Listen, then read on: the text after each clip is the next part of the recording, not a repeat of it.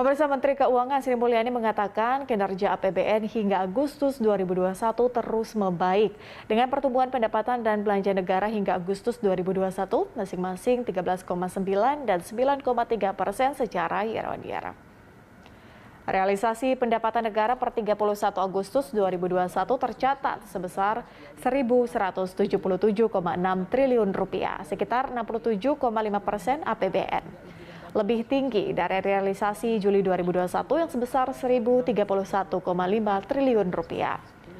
Sementara itu, pemirsa, belanja negara per 31 Agustus 2021 sudah mencapai Rp1.560,8 triliun atau 56,8% terhadap APBN.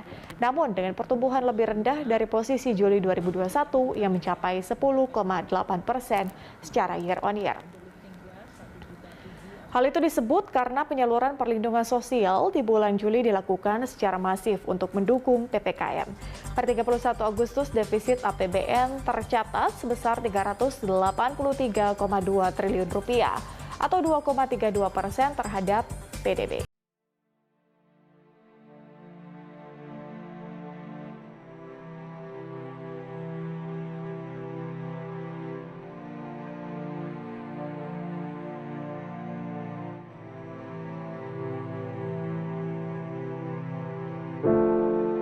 Namun penurunannya mencapai 23,9. Ini cerita tadi, konsolidasi fiskal. Fiskalnya mulai diperkuat, namun ekonominya malah justru tumbuh makin positif. Ini yang tadi disebutkan, counter cyclicalnya tetap jalan, tapi terjadi phasing out secara pelan-pelan. This is the story of ekonomi dan APBN. Rebound, recovery, konsolidasi berjalan bersama-sama. Dan kita menggunakan di semua level, dari pendapatan, belanja, semuanya secara sangat hati-hati. Sehingga nanti kita harapkan ekonomi akan bisa tumbuh terus dan APBN mulai makin sehat kembali. Itulah the story about APBN kita yang memang menjadi instrumen utama dan paling besar di dalam menangani COVID ini. Dan kita lihat dari sisi pengelolaan yang hati-hati, terlihat dalam pembiayaan kita.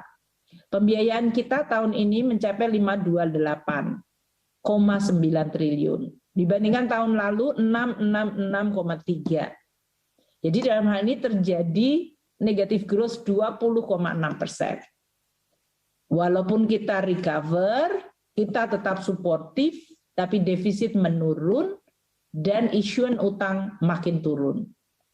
Dan kita masih ada silpa 145,7. Yang ini nanti kita akan gunakan terus secara maksimal sampai dengan tahun depan. Ini cerita yang kita terus jaga, di mana APBN adalah instrumen untuk membuat keseluruhan pada saat masyarakat, ekonomi, pemerintah menghadapi guncangan yang luar biasa dahsyat dari COVID, dia menjadi buffer di semua tempat.